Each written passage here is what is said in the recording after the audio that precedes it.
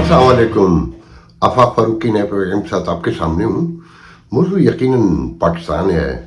यहाँ भी थोड़ा सा कम्युनिटी की जो यहाँ सुपर ट्यूसडे था तो हमारे टेक्सास में स्पेशली 13 लोग साउथ एशियन, जिनमें से 13-14 टोटल जो है ना, उनमें 13 जो है पाकिस्तानी इलेक्शन लड़े थे कांस्टेबल के लिए, कमिश्नर के ओहदे के लिए और दूसरे ओहदों पर। कमिश्नर तो खैर एक प्राइमरी जो है इंडियन जीता है, नौजवान लड़का है, मगर हमारे यहाँ भी बड़ा कांटे का मुकाबला हुआ है। एक state senator doctor Salman Lalani second term के लिए प्राइमरी जीते हैं, तो उस पर थोड़ी सी गुफ्तगू करेंगे।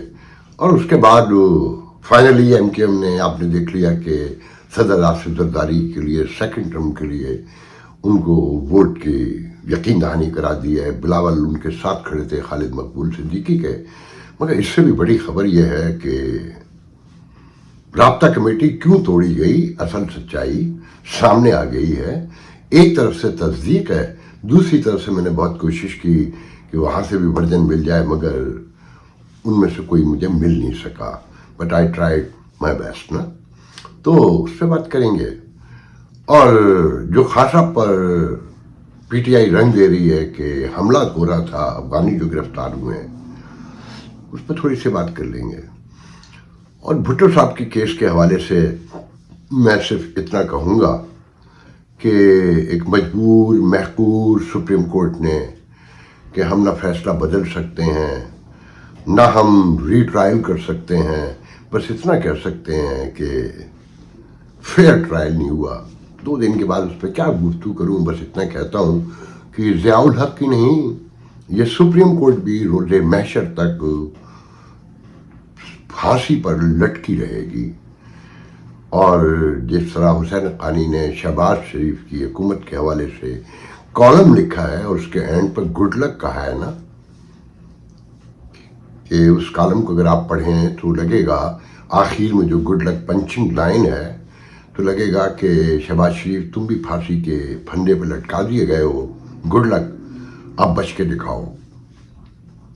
तो इसी तरीके से ये सुप्रीम कोर्ट और ज़ियाउल हक ता रोज़ महशर, ता हश्र कहना चाहिए, कि सूली पे लटके रहेंगे और इन्हें उतारने वाला कोई नहीं मिलेगा। और कौन जाने कल फाइज ईसा के बारे में भी ऐसी बातें आएँ कि इस्टेब्लिशमेंट की मर्जी के बगैर यहाँ कोई सांस नहीं ले सकता। खैर एनीवे, पहली गुफ्तगू मैं ये करना चाहता हूँ कि कल कुछ लोगों ने मुझे यूट्यूब के मेरे प्रोग्राम के हवाले से व्हाट्सएप पर मैसेजेस किए कि आप औरंगजेब जुनैद की, जुनैद औरंगजेब जो नए वजीर ख़जाना आ रहे हैं, आप सबकी पहले दिन से मुखालफत करते हैं।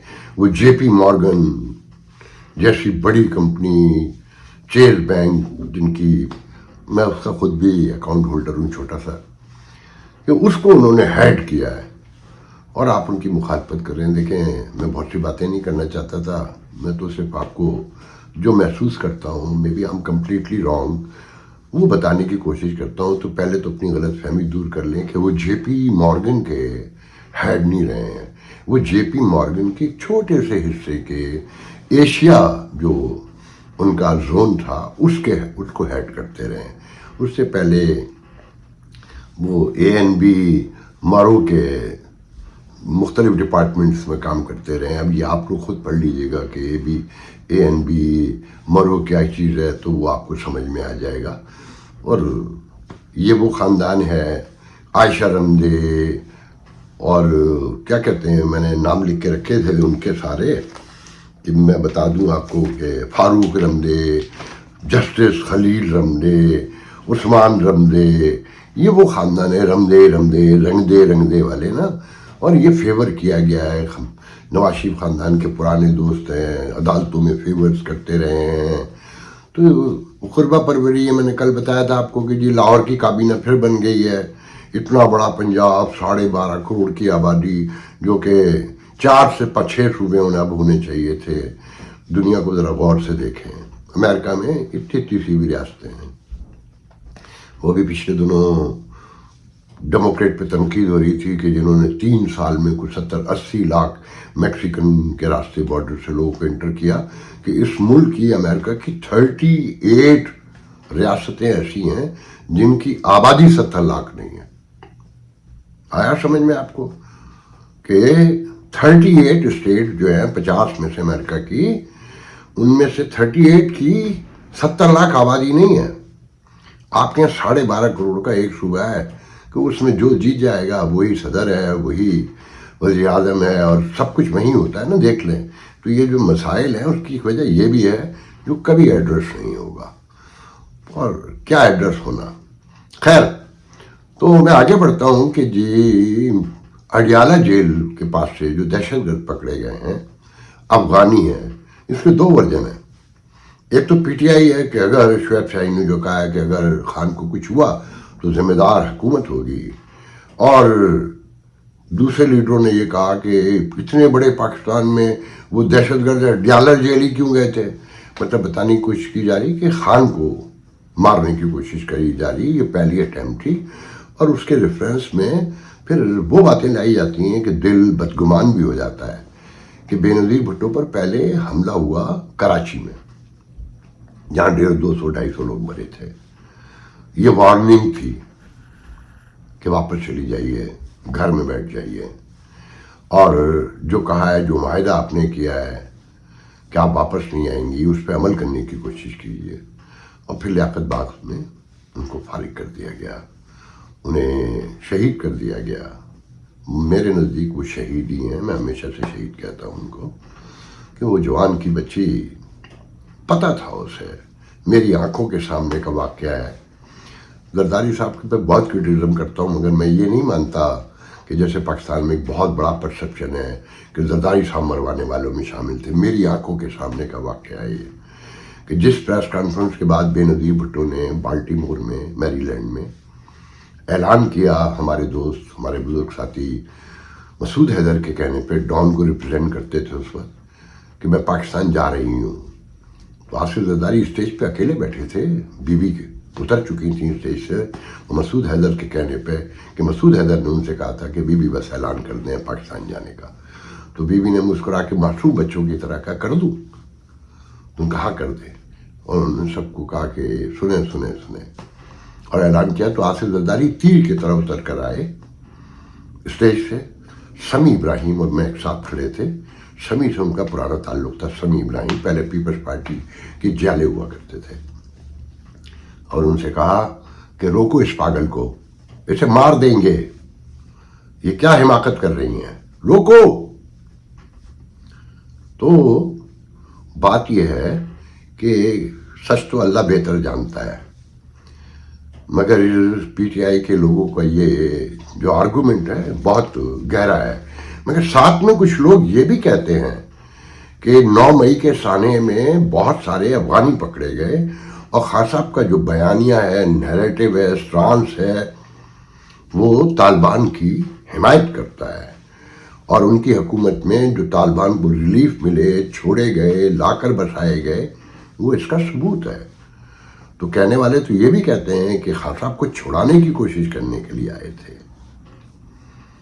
تو سچائی کیا ہے یہ تو اللہ ہی جانتا ہے، مگر دونوں ورژن جو ہے نا بہت اہم ہے۔ اور پھر ایک ریاست متنازع ہو چکی ہے، اس کی اسٹیبلشمنٹ، اس کی عدالتیں، اس کا نظام، اس کی حکومت، کوئی بھی آئے وہاں کون کیا کھیل کھیلے گا کوئی نہیں جانتا۔ تو بہرحال اللہ تعالیٰ خان صاحب کی زندگی کی حفاظت کرے، اور شعور بھی دے، ساتھ میں ادراک بھی دے کہ سیاست کے کیا اصول طے ہیں، اور اس ریاست کو چلانے والے تنہا نہیں ہیں، ایک بہت بڑی سپورٹ ہے ان کے ساتھ۔ اگر کچھ لوگ اب ضد کر کے کہتے ہیں کہ نہیں، دے آر اون، اپنے اون پر ہیں بس اب، اور اب کوئی حمایت نہیں کرتا، سب نے چھوڑ دیا ہے کہ جاؤ سروائیو کر سکتے ہو تو کر لو۔ اسی لیے پیشن گوئی کی جاتی ہے کہ آنے والے دن کسی اورنگزیب جنید کو بینکر کو لے آئیں، اب کوئی اکانومسٹ بھی لے آئیں، تو حالات سدھرنے والے نہیں ہیں۔ کہ جو لوٹ مار ہے، جو بد نظمی ہے، بے ترتیبی ہے، جو تقسیم ہے، سیاسی سماجی مذہبی پھر سراؤنڈنگ ہے. ٹھیک ہے مودی نے شہباز شریف کو مبارکباد تو دی ہے, ایک وارم ویلکم کرنا چاہیے اور کہنا بھی چاہیے, مگر مودی اب خود بہت مشکل میں ہے. میں پہلی بار کہہ رہا ہوں, لوگ ایگری تو نہیں کریں گے اور ان کے ٹرولر تو پاگل ہو جائیں گے. مجھے اب مودی جیتتے ہوئے نہیں نظر آتے. میں ساتھ میں یہاں یہ بھی بتاتا چلوں کہ اہل یوتھ ہمارے کہتے ہیں نا کہ جی فیئر اینڈ فری الیکشن کے لیے ای وی ایم جو ہے الیکٹرانک ووٹنگ مشین لانی ہوگی, اور کامیاب ترین منصفانہ طریقہ کار وہ ہے, اور بھارت کی مثال دیا کرتے تھے. تو دیکھیں آج بھارت کو ابل پڑا ہے بھارت ای وی ایم مشین کے خلاف, اور متفقہ علیہ عوام کی ایک اکثریت انٹلیکچوئل اس بات پہ ایگری کرتے ہیں کہ ای وی ایم کی موجودگی میں مودی کبھی نہیں ہاریں گے. میرے پاس 10 ویڈیو, ابھی میں سنڈے کو بالخصوص انڈین پالیٹکس پہ پروگرام کروں گا, میں اس میں دکھاؤں گا. میرے پاس وہ ویڈیوز موجود ہیں جس میں ایکسپرٹ آئی ٹی کے باقاعدہ ڈیمانسٹریٹ کر کے دکھا رہے ہیں کہ اس مشین کو جس پر چاہے جو چاہے ہیک کر سکتا ہے. آپ ہمیں اس مشین کو دے دیجئے, ہم ایک ووٹ کو 12 ووٹ کر دیں گے. کسی ایک کے حق میں جو ووٹ ہے اس کو 12 ووٹ میں تبدیل کر دیں گے. اور طے ہو گیا کہ ای وی ایم فراڈ ہے. اور دیکھ لیں دنیا کے ٹوٹل 19-20 ممالک میں ہے وہ, اور کسی بڑے ترقی یافتہ ملک میں نہیں ہے, امریکہ میں, برطانیہ میں, فرانس میں, چیک کر لیں نا. تو ہمارے ہاں جو ماشاء اللہ فاشزم اور بادشاہت کا خواب دیکھتے ہیں وہ ای وی ایم کی حمایت کرتے ہیں. E V M is not secure system of the election جسے کہنا چاہیے. تو بہرحال اب میں آتا ہوں ایم کیو ایم کی جانب. دیکھیں جی یہ تو طے ہو چکا ہے, آپ کو ایک ہفتے سے بتا رہا تھا کہ یہ ایم کیو ایم ووٹ دے گی. مخالفتیں کتنی کرتی رہے, انہیں خواب یہ بھی دکھائے گئے تھے کہ جی ڈی اے اور سارے لوگوں کو ملا کے مسلم لیگ فلانے دھماکے اور پیپلز پارٹی کو سندھ میں دھکا دے کے وزارت اعلیٰ جو ہے اس بار ایک پیپلز پارٹی کے بغیر گرینڈ الائنس کو ملے گی جس میں جی ڈی اے یہ ایم کیو ایم وغیرہ سب شامل ہیں. کیا نتیجہ نکلا سب کے سامنے ہے. اور انہوں نے جس حد تک بیانات دیے تھے, دعوے کیے تھے,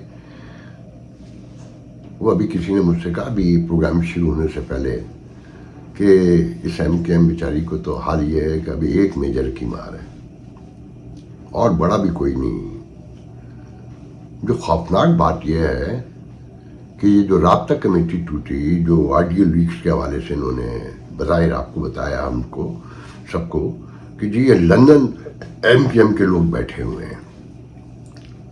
ایک ورژن تو یہ ہے نا کہ انہوں نے وہاں سے وہ ٹیپ کیا اور باہر لے گئے, مگر اب میرے مصدقہ ذرائع کہتے ہیں کہ نہیں, اندر پھوٹ پڑ چکی ہے. رابطہ کمیٹی اس لیے توڑی گئی کہ رابطہ کمیٹی کی اکثریت 90 اراکین بتائے جاتے ہیں. ایم کیو ایم لندن کے زمانے میں یہ 15-20 ہوا کرتے تھے, اب یہ 90 کے قریب ہے. اور وہاں سے فون آتا ہے جیسے ٹیسوری کو بھی بنا دو ڈپٹی کنوینئر, اور اظہار الحسن کو بھی بنا دو, اور فلانے کو بھی بنا دو, جس کا وہ بتاتے جاتے ہیں یہ بناتے جاتے ہیں.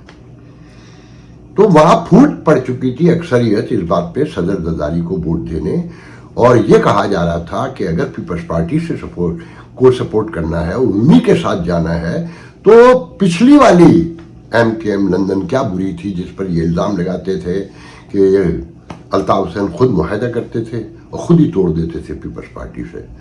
تو لوگوں نے یہ بتایا کہ وہاں یہ ایک کانسیپٹ بن چکا ہے, ایک اسٹانس آ گیا تھا اور ایک بیانیہ بن گیا تھا اندر ایم کیو ایم میں کہ چہرے بدلنے سے کچھ نہیں ہوتا, ٹوپی وہی پہنی ہوئی ہے. تو طے یہ ہو رہا تھا کہ جناب بغاوت کا اعلان کیا جائے اور نیا اجلاس بلایا جائے رابطہ کمیٹی کا, فاروق ستار کو, مصطفیٰ کمال کو اور ڈاکٹر خالد مقبول صدیقی کو رابطہ کمیٹی سے نکال دیا جائے اور انہیں فارغ کر دیا جائے کہ جن کی وجہ سے ان کے فیصلوں کے 3 یہ ٹوٹل فیصلے کرتے ہیں, اور مصطفیٰ کمال اور فاروق ستار کے ہاتھوں یرغمال ہیں محترم جناب ہمارے دوست ڈاکٹر خالد مقبول صدیقی صاحب, اور وہ اپنی رابطہ کمیٹی میں چیئرمین شپ اور کنوینر شپ رکھنے کے لیے ان کے فیصلے ماننے پر تیار ہیں. انہی دو کے کہنے پر انہی کے چمچوں کو، بقول ان کی زبان میں بتا رہا ہوں، جو دوسرا گروپ ہے جنہوں نے مجھے اطلاع دی ہے کہ انہی کے چمچوں کو اور انہی کے جاننے والوں کو، ان کے دوستوں کو صوبائی اور قومی اسمبلی کا ٹکٹ دیے گئے، انہی کو کینڈیڈیٹ بنوایا گیا، اور پرانے جو کھڑے رہے ہمیشہ سے ان کو نظر انداز کیا گیا، انہیں گھر بیچا گیا. اور مصطفیٰ کمال نے بہت سارے لوگوں سے بدتمیزی کی. ایک تو میں نے سنایا تھا نا کہ انہوں نے اپنے سگے بہنوں سے بھی کی، گھریں نکلتے ہوئے رہ گئی تھیں پچھلے 2-3 پروگرام پہلے. تو تیاری ہو گئی تھی کہ جناب رابطہ کمیٹی خود توڑ دی جائے اور پریس کانفرنس کر کے ان کو نکال دیا جائے کہ آصف زرداری کو ووٹ دینے پر پھوٹ پڑ چکی تھی. واللہ عالم بالصواب. میں بالکل کوئی تصدیق نہیں کر سکتا، کیونکہ دوسری طرف میں نے جو میرے یار دوست ہیں، میں نے فون کیے، معلومات لینے کی کوشش کی تو مجھے کوئی نہیں مل سکا. مگر جنہوں نے مجھے یہ بتایا وہ بہت اسٹرانگ لوگ ہیں، وہ بہت کم ایگزوریشن مجھ سے کر سکتے ہیں جو میرے تعلقات ہیں. مگر میں اس کے باوجود کوئی دعوے سے بات نہیں کہہ رہا کہ آنے والے دنوں میں یہ سب چیزیں سامنے آ جائیں گی. مگر لاجیکلی جب میں چیک کرتا ہوں تو یہ عین قرین قیاس بھی ہے اور نیچرل بھی نظر آتا ہے کہ پیپلز پارٹی کے خلاف آپ نے ایک پورا ماحول بنایا ہوا تھا. پھر ایک پیپلز پارٹی جو حرکتیں کر رہی ہے کراچی میں کہ آپ نے سنا ہوگا کہ میٹرک کے انٹر کے رزلٹ ریگڈ کیے گئے پورے، اور رزلٹ کا پرسنٹیج ڈاؤن کیا گیا، لوگ بیچارے بچے، محنتی ترین بچے فیل کر دیے گئے، جو سارا کچھ. اور ابھی تک کیمپ گڑے ہوئے ہیں، احتجاج ہو رہے ہیں کہ پورا ایک سسٹم جو لا کے کراچی بٹھا دیا گیا ہے کہ کراچی میں 35% اور 40% بچے پاس ہوتے ہیں، اور لاڑکانہ میں اندرون سندھ جو نا 86% ہوتے ہیں، جہاں گدھے گھوڑے بندھے ہوئے ہیں. تو اس میں پھر تازی ترین خبر یہ ہے کہ لاڑکانہ میں انٹر بورڈ کا جو ڈائریکٹر تھا نا، نسیم میمن، اسے احتساب عدالت نے، محتسب عدالت نے سیکچول ہراسمنٹ کے کیس میں سزا سنا دی، اور اس کی اپیل جو ہے گورنر سندھ کے پاس ہے. اب آپ ذرا غور کیجئے کہ انٹر بورڈ کا، کراچی انٹر بورڈ کا جو آج ڈائریکٹر ہے نسیم میمن، اسے لاڑکانہ میں انٹر بورڈ کا ڈائریکٹر ہوتے ہوئے سیکچول ہراسمنٹ کے کیس میں محتسب عدالت نے سزا سنائی، اور اس کی اپیل معافی کی گورنر کے پاس ہے، اور وہ کراچی میں تعینات ہے. IMKM بھی خاموش ہے، سب خاموش ہیں، کوئی بولنے والا نہیں. جب آپ کے نظام میں اس طرح کے لوگ آ جائیں اور پرپسلی انہیں کراچی پہنچایا جاتا ہو. ایک طرف آپ یہ دیکھیں کہ الیکشن ریگ ہونے کو کہتے ہیں روتے ہیں، میں کہتا ہوں یہ سب سے بڑا جرم ہے کہ آپ ایگزام کو ریگ کر دیں. بچوں کے بیسک تعلیم جہاں سے آتی ہے، جہاں سے نوجوان نسل نکلتی ہے، جو ملک کی سلامتی، خود مختاری، خوشحالی کی ضمانت ہوتی ہے، سمبل ہوتی ہے، پھر دوسری طرف ایسے لوگ لا کر بٹھا دیے جائیں جو ایسے گھناؤنے کیسز میں. دیکھیں آج کا پاکستان بہت عجیب ہو گیا ہے. میں نے ایک اور خبر پڑھی کہ ایک 13 سال کی بچی جیل میں ہے جس نے اپنے باپ کو اس لیے مرڈر کر دیا کہ وہ اس سے سیکچول ریلیشن بنا رکھے تھے، اس اپنی سگی بیٹی سے. نہ سوچئے تو روح کانپ جاتی ہے. ایسے واقعات دنیا میں ویسے نئے نہیں ہیں، جگہ جگہ ہوتے ہیں. میں نے ابھی انڈیا میں کئی ویڈیو دیکھے، ماموں نے، چچا نے بھانجیوں سے، بھتیجیوں سے شادیاں کی ہوئی ہیں، لوگ انہیں مار بھی رہے ہیں مگر وہ بے شرمی دکھا رہے ہیں. وہاں پر بھی ایک سوتیلی بیٹی سے کہ بیوی کی، دوسری بیوی کی بیٹی جو ساتھ آئی اس سے بھی شادی کر لی. تو ہمارے خطے میں بھوک غربت جو ہے اس سے جانے کن کن چیزوں کو جنم دیا. دیکھیں وہ کہتے ہیں نا کہ بھوک بیماری کی نہیں، جرائم کی بھی ماں ہوتی ہے. تو جب آپ کے ملک میں غربت 41% سے بھی زیادہ بلو ہو، غربت کی لکیر سے بھی نیچے آپ ہوں 41%، وہاں کیسے کیسے جرم نہیں ہوتے ہوں گے. تو اس روشنی میں ساری چیزوں کو دیکھیں. اب دیکھنا یہ کہ گورنر سندھ ٹسوری جو مہمان ہے، اب کہنا چاہیے، وہ اس Naseem Memon director inter board Karachi کی سزا جو محتسب عدالت سے ہوئی ہے معاف کرتے ہیں یا قائم رکھتے ہیں. پیپلز پارٹی سے صلح ہو گئی ہے. پیپلز پارٹی نے بظاہر تو یہ نا کہ ان کی آئینی ترامیم میں ساتھ دے گی, یہ لاجیکلی سوچے ممکن ہے. جب شہباز شریف کی پہلی حکومت میں یہ ساتھ جا رہے تھے اور جو معاہدے ہوئے تھے جس میں پیپلز پارٹی سے معاہدہ ہوا تھا نا, اور ضامن تھی مسلم لیگ نون کہ کوٹا سسٹم میں سے 40% جو انکم ان کو دیں گے, اور دوسرے کراچی کے معاملات اور دس اینڈ دیٹ. تو میں نے ایم کیو ایم کے ایک لیڈر سے پوچھا کہ پیپلز پارٹی اس پہ عمل کرے گی, تو انہوں نے کہا نہ کرے تو کیا فرق پڑتا, ہمیں پتہ ہی نہیں کرے گی, مگر ریکارڈ پہ تو موجود ہے نا. میں اس پہ خوش ہیں کہ ریکارڈ پہ تو موجود ہے.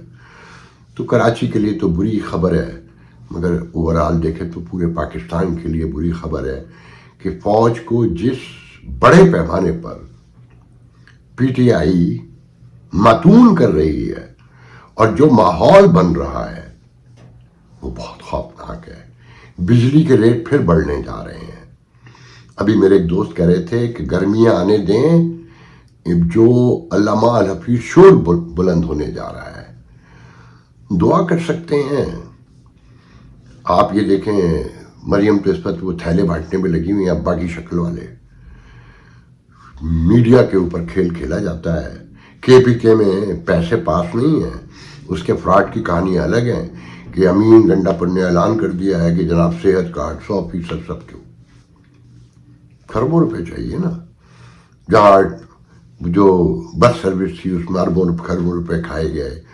تو ضد, انا, غرور, تکبر اور میں نہ مانوں میرا بابا اٹھتے, یہ تقسیم آپ سمجھتے ہیں کہ اس ملک کی اکانومی کو درست کر سکتی ہے. اور جہاں قربہ پروری نیچے سے اوپر تک نظر آ رہی ہو, جہاں نگران اپنے مینڈیٹ سے تجاوز کر چکے ہوں, اور جہاں وزیر اطلاعات پلاٹ کھا کے بھاگ گیا ہو اور پوری ریاست چست میں ہے.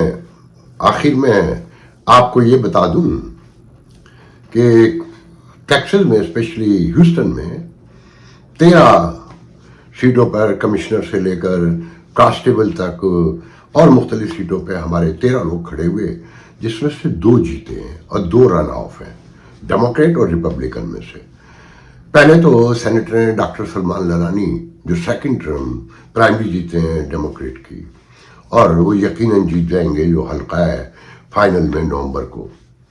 اور دوسرے ہیں نسیم امین علی شیخانی, میں نام مس کرتا ہوں. شیخانی ہمارے دوست ہیں ڈاکٹر نسیم شیخانی, اور یہ علی شیخانی کے دور پرے کے کزن بھی ہیں جو اپنا کے پریزیڈنٹ بھی رہ چکے ہیں. ڈاکٹر نسیم شیخانی, یہ علی شیخانی ہیں, ان کے کچھ 300 کے قریب اسموک شاپس ہیں. 10 ملین کی ورت بتائی جاتی ہے. یہ پولیس کانسٹیبل ایک بڑا عہدہ ہوتا ہے کہ سارے تھانے انچارج ہوتا ہے. پولیٹیکل اپائنٹی ہوتے ہیں, یا جج بھی, یا پولیس کمشنر بھی, اور کانسٹیبل بھی, اور دوسرے سارے عہدے. یہ پولیٹیکل, یہ ہے ڈیموکریسی. تو یہ ریپبلکن کی طرف سے 81% سے ابو جو ہے ووٹ لے کر پرائمری جیت گئے, اور ان کا مقابلہ ہو گیا ایک دوسرے پاکستانی سے جو ڈیموکریٹ ہیں, جو پہلے موجود ہیں کانسٹیبل, پولیس کانسٹیبل. ان کا نام ہے نبیل شیخ, جو شاہد بھی کہلاتے ہیں. ان کے والد ایک بہت ایکٹیو انسان ہیں باب شاہد کے نام سے, اور ایک لمبی کہانی ہے بہرحال. تو ان کا رن آف ہو گیا ہے ڈیموکریٹ کی طرف سے, ایک اپنے ہی پارٹی کینڈیڈیٹ سے. انہوں نے 44% لیے ہیں نبیل شیخ نے ووٹ. تو وہ رن آف میں اگر جیتیں گے تو ان کا مقابلہ ہوگا علی شیخانی سے.